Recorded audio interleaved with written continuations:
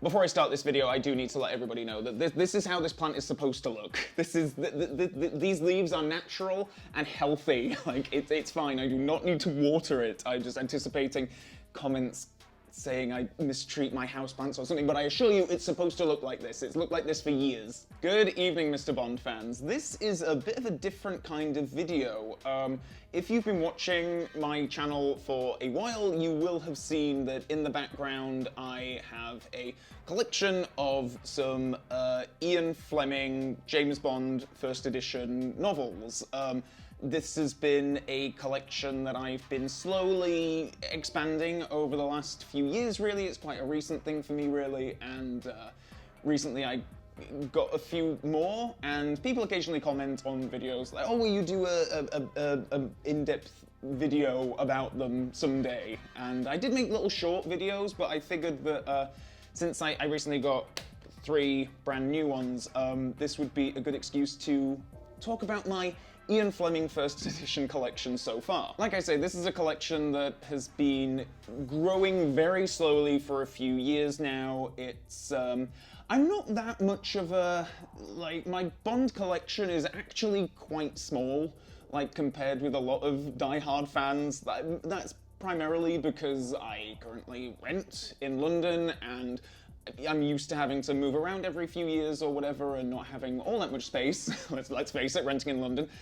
So the idea of having a big collection, you know, it's kind of not really in a realistic grasp for me at the moment. So whenever I do decide to you know, expand the collection in some small way, I do so in a way that's kind of, you know, every little edition, every piece is meaningful or special to me in some way, and personally I don't think you can get any more special than where it all began. And that's kind of why I started collecting these, quite frankly. I don't know if I will ever acquire a full, complete collection, seeing how, you know, how much some first edition Casino Royales go for these days. I think that is a bit out of my grasp, but each one of these is a little piece of history in its own way, and I do think that they are quite beautiful. It's holding them in your hands. Anyone who has held a Fleming first edition probably has this same sense. You feel like you are holding history. And for any fan of this series, I think that it's really something quite special. So I thought I would make a video where I will go through each of these in turn, talk about some special points of interest and what have you, and also just talk about one extra book which you might have seen in the background of some of my videos, which is not a Fleming first edition, but it is a book that does mean an awful lot to me. So I figured we'll do this chronologically, because that means we're going to start with one of the books that I recently came into ownership of, Diamonds Are Forever. I also need to give a shout out to Retroboxed, who make these bespoke, excellent cases to keep these safe in, with little etched in versions of the film logos on the top, which I really love. Again, these things are so special, and you know, I'm hoping to preserve them for future as well. Diamonds Are Forever was, of course, the 3rd James Bond novel. It was published in 1956, and this particular cover is one of my absolute favorites of the early books. A lot of the other ones have cover art. It's a little bit more, you know, kind of like these ones by Richard Chopping. And it's a bit more standardized with the kind of the wooden background and artifacts on it. But for some of the early ones, this was done by, is it Pat Marriott? Yeah, Pat Marriott. And I think that it's an absolutely beautiful cover with the woman with the diamond there. It's really nice, and the lettering in pink, it's kind of, you know, quite feminine, I suppose, really, but it feels appropriate for a title like Diamonds Are Forever. This particular version that I own is certainly not a fine example, as booksellers might call them, which is to say that it is certainly not a pristine version. You can see foxing is when, like, some pages go a little bit brown on older books and what have you, but this one has, I like it when things like this, I'm just going to take the dust jacket off now. Oh, okay. It came off some of the cellophane protecting there. I'm just going to take the dust jacket off now to show you what's underneath. The history of this is kind of interesting. Again, I love when you take it off, this like crosshatch kind of thing with the diamond there in the middle is really quite lovely, and then there's some silver lettering on the side, but otherwise the back is blank. There's some interesting little things in this. For example, on the first on the reverse of the front cover, there's a stamp here that says "Property of American Merchant Marine Library Association," and then I think it says 15 Broadway, FW, New York City. There you go. That's the that's the print. And indeed, like on the top, there's a little. You can just see. I think it says LR. Just a little stamp there. And then in the very back of the book, there's a tiny little stamp that says the Holiday Bookshop, 119 East 54th Street, New York, 22NY. And again, these things will, inevitably mean that this cannot never be qualified as like a fine edition. It's, it's got little blemishes on it and what have you. Although, I mean, it's a lovely edition. Don't get me wrong. It looks really lovely. It's obviously never going to sell as a pristine example. I do, however, quite love it when you have these little things in books, and not only just books, but other objects as well. I like things that kind of mark the history of them, I suppose, and just the idea that this thing has traveled like across the world and somehow ended up in some military base, like American Merchant Marine Library, and like how did it end up getting back to the UK and then now it sits on my shelf? Like I like things that can tell a story, and in more ways than one, it's a book, obviously. But there's a history to it that I really like. And again, like each of these, as we go through them, they're in different kinds of conditions. There are some here that are more sort of like beautiful examples, which are beautiful and lovely in their own way. But again, the little bits of history I really do appreciate. And how do we know this is a first edition? Well, we go to one of the front pages where it says first published 1956, and there should be no other editions stated. So that's Diamonds Are Forever. Next up we have Dr. No, which is another more recent one that I came into ownership of. And this particular copy is quite pristine, really. I mean, the pages on it are just so clean. This is probably one of the nicest pristine conditions that I own in this small collection. Cover art is again by Pat Marriott, and again, a really lovely. This was the last dust jacket before Richard Chopping kind of took over for the rest of the series, and it's again really beautiful. The silhouette, it's Honey Rider here, very dark against a dark brown background. Then on the side there, you can see Ian Fleming's name and the title. On the spine, on this particular version, it's just gone slightly, a little bit brown compared to the white on the front. I guess that's maybe from a bit of sun damage over the years. I can see where the color changes slightly on the spine. So I'm guessing that this was sat on someone's shelf for years on end, and maybe got a bit of sun damage, which we'll talk about a bit more with some of these other books. Taking off the dust jacket, and then again, I hope this shows up on camera. You can just about see that on the hard cover of this, that there is the silhouette, the Honey Rider silhouette is here again. This in dark brown on the black background. It's one of the more subtle ones, really. I really like the Diamonds Are Forever one, where it's the bright diamond in the middle. This is a little bit more subtle, as I say. And there are also versions, first editions out there that do not feature this, that just have a black, completely black front cover. So from what I've read online, the versions that are just completely black are actually considered to be the true first states of this book, the true first editions, and I believe that they are more scarce, Personally, I like them when they do have some kind of design and detail on the front, so I'm more than happy to have this in my collection.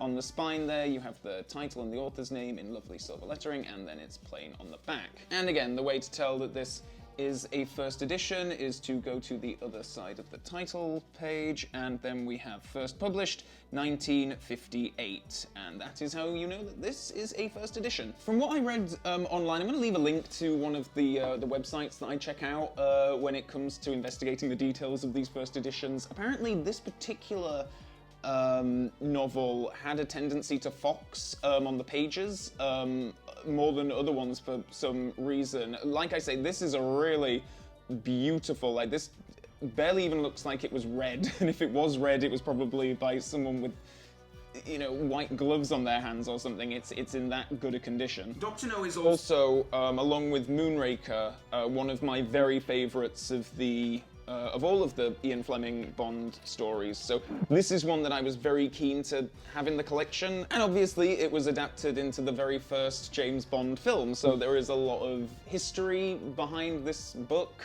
and it's, again, another one. I mean, I'm ecstatic to have all of these in my collection, but this one does have quite a special place. And next up we have For Your Eyes Only, of course, the collection, the first collection of James Bond short stories that were published as a full book. I have to admit, when it comes to the Ian Fleming front covers, this is probably my least favorite. I don't know, there's something about this eye that I just never really appealed to me. It makes sense to have it there, of course, but just, I don't know, there's something about the illustration that just never really appealed to me. Otherwise, though, I'm quite pleased with this edition. It's got nice, bright red title text on the front and then on the spine, because this book, again, like from Sunning, how it can fade the color. This particular book, apparently, it can be hit and miss as to whether or not the spine coloring is going to be, you know, faded in some way. I've seen some versions online where it's pretty much yellow. So again, just quite happy, even though this is not the most pristine of dust jackets in this collection.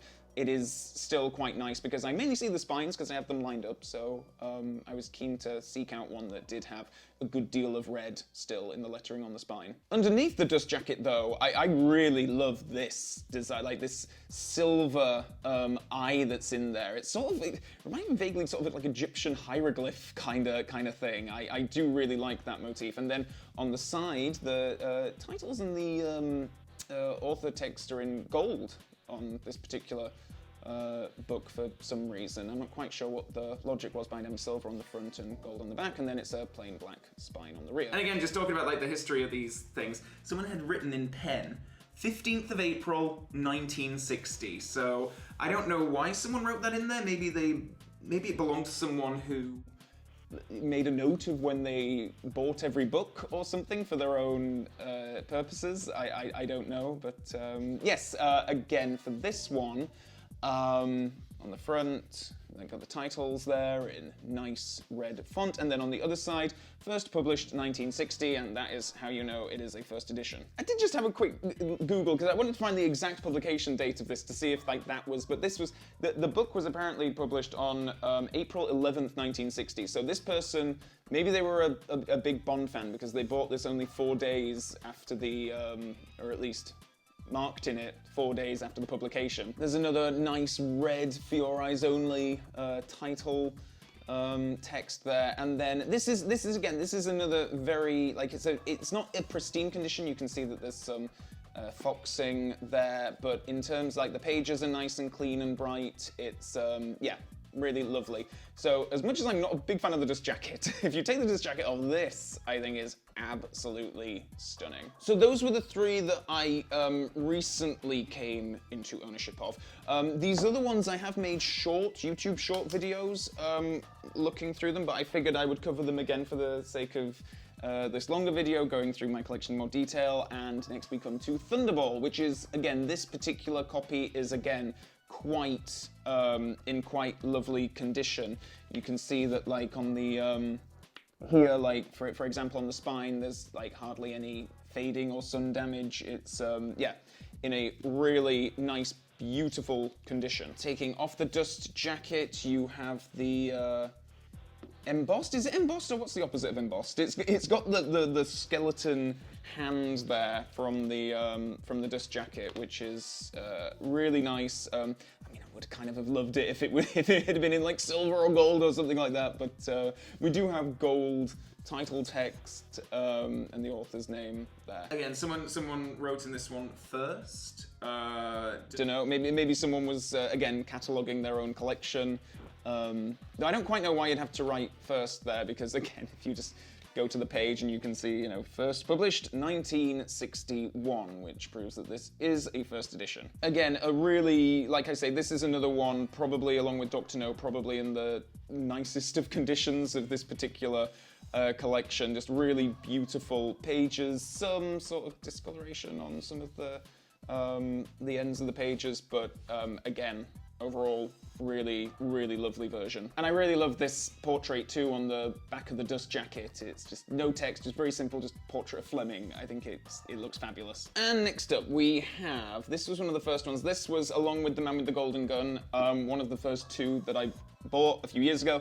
Blame this. This is the slippery slope that I went on because I saw this and fell in love, quite frankly. I bought this in person, and it's one of my favorite covers. Richard Chopping, again, but this is just beautiful. The flower, the dagger, the burnt note, the title of the book being written on the note. I think that this is a glorious and quite beautiful cover. Underneath the dust jacket you have the dagger there, which is just plunged into the front of the book. It's got this lovely silver on it. Again, just the detailing on even just the handle of the dagger, I think is really quite lovely. Silver title text on the spine, and the back is plain black. On the inside of this one, it's got these like really dramatic, like bright red end papers, which I think are just really lovely. Again, just fit really nicely. Spy Loves Me is not one of my favourite Ian Fleming novels. For a multitude of reasons, you can go over to my review of the book for more details on that. But as a first edition, I think that this is one of my favourites, quite frankly. I think that it's really, really quite stunning. And again, just the little details that you see in these things. There's like, someone has like written in pencil some numbers there, number 1, 2, 3, 5, 3, 7. I don't know if this person did just have that many books in their personal library that they needed to number all of them. And then there's a stamp here for J. Nezza, 14 South Lodge Grove End Road, London. It's an address for somewhere in northwest London, which is... Again, I don't know if that was a person that, owned this book at some point, but again, I like the history of it. Little bit of insight into where I got this. I bought this in Las Vegas, which is probably why I was in such a frivolous mood in which to embark on collecting this thing. But again, I love the idea that this belongs to someone in London. Somehow it ended up in Las Vegas of all places, and then now it's here with me, and who knows where it was in between, but it's, yeah, been on quite a journey, this thing. And there we go. You can tell it's a first edition because first published 1962. This one has some really nice little additions, actually. Like, I really love this illustration of the Dreamy Pines, the motel where much of the story takes place. It's really nice. And then also above the titles, there's these interesting little graphical flourishes, which are really nice. Like, not a lot of these have that many sort of, unique, bespoke features on the inside, well, or at least not that noticeable. This one has those little things, which I really do like. Next up we have one that I think is going to be a bit of a fan favourite, On Her Majesty's Secret Service, another of my absolute favourite Fleming novels. This one is another one that is not in absolutely mint condition, but it is in a really nice state all the same. Again, there's a good deal of redness to the title text, which is really lovely. And again, a lovely cover with the Bond family crest there. I think, again, another one of my favourites from Richard Chopping. And underneath the dust jacket, we have quite a statement here. I love that along the on Her Majesty's Secret Service in the big bold text. I suppose like writing out the whole title on the spine would probably take up quite a bit of space. So I love that they just went with the abbreviation. It's really nice. And then this, I just adore the ski trail going down. It's really, really beautiful and classy. And then again, you can tell that this is a first edition by going to the title page and going to the reverse side. If I can split the pages. And then, yeah, it should say first published 1963, and there will be no other edition stated. Interesting, though, for this particular book, there was well, as this says, an edition of 250 numbered copies had been printed on special paper with a frontispiece portrait by Amherst Villiers and signed by the author. Those obviously go for an awful lot of money.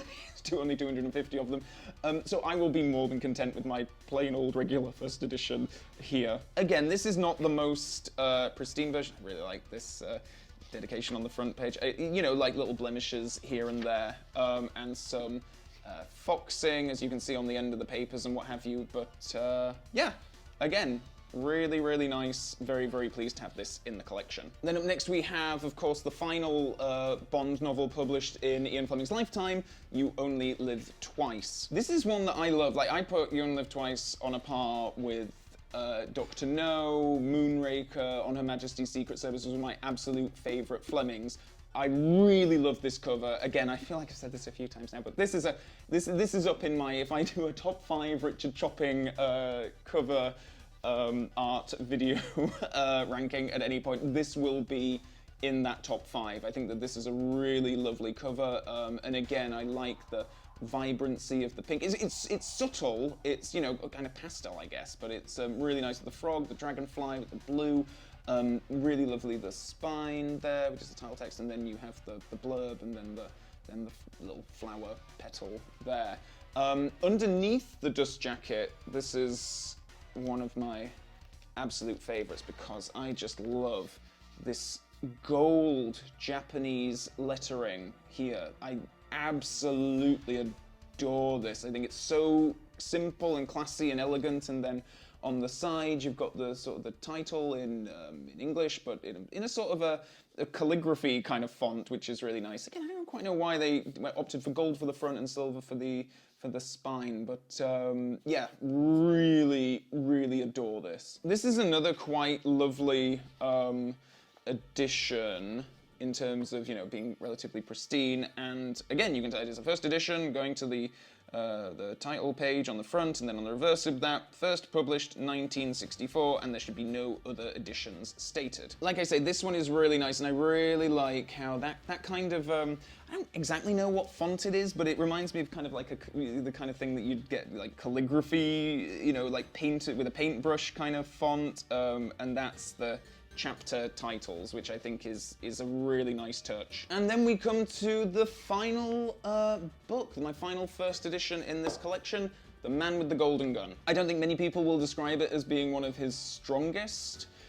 Still a lot of things about it that are quite lovely. This one's quite interesting and unique in the fact that the title and the art like wrap around the dust jacket, so you need to kind of take it off to experience the full majesty of it. I mean, it's beautiful. I think once it's unfurled, it's quite glorious. It does, however, mean that because they've done it this way, you have no kind of, it just doesn't look as pretty as the other ones, because there's really, they don't even have the title on the spine. You kind of need to, like I say, unfurl the whole thing for the full impact. Also, perhaps a bit of a shame is that this is the only one in this set that I've got where there is nothing on the front cover, on the hardcover. So you do on the side have The Man with the Golden Gun, Ian Fleming, written in, it's a kind of a darker gold, it's kind of like a browny gold compared to some of the other golds that we've seen on some of these editions. So this is another interesting one in that this is a first edition, but there was a incredibly limited run where there was actually a golden gun embossed on the front cover. It was incredibly scarce. In fact, let me see how much. Okay, this is how scarce it was. There was a print run, first editions, of 82,000 copies of this book.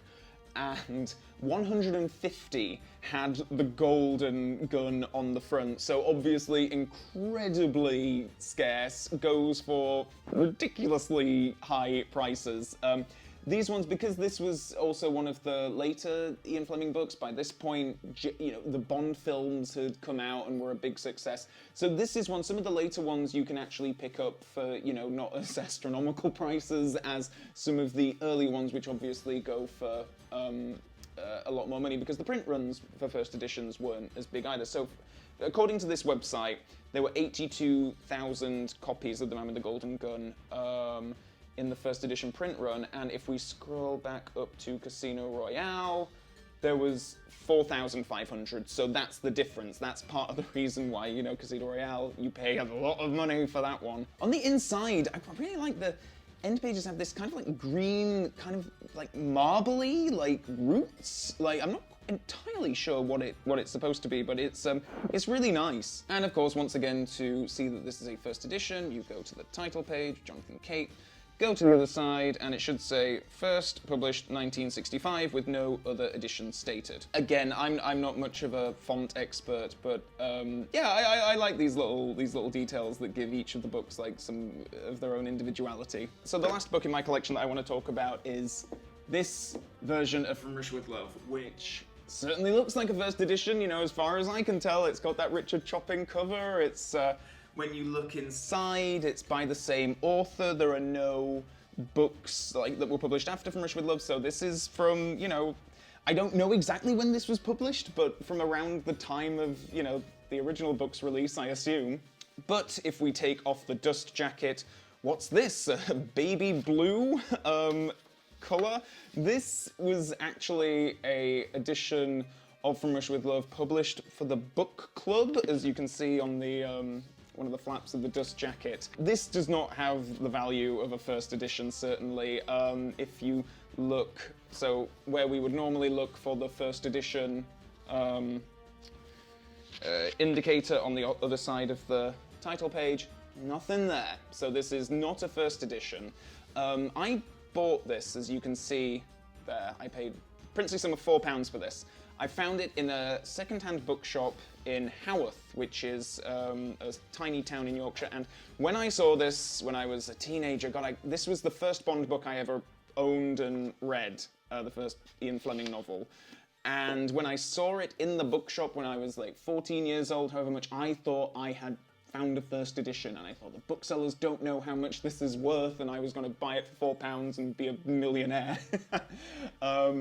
But no, it turns out that it does not have the value of the other first editions, but as I say, this was my first ever Ian Fleming James Bond novel that I owned. It was this very copy that I took on holiday and read, and it does mean an awful lot to me for that reason. This is another one of my favourite Richard Chopping covers with the revolver and the rose. It's really quite beautiful. It's a book that is very personal and special to me personally, which is why it has its own bespoke case, because even though it is not going to be drawing out the high bidders at the auction houses anytime soon, it is nonetheless a very special book to me personally. And ultimately that's, you know, I think the value of these things are ultimately, you know, it is sort of what it means to you personally and the history involved in them as well. Like I say, I love the ones of these that have clearly been on a journey, some of them around the world. That is insane to me. So I hope you've enjoyed this slightly more detailed rundown of these first editions that I own.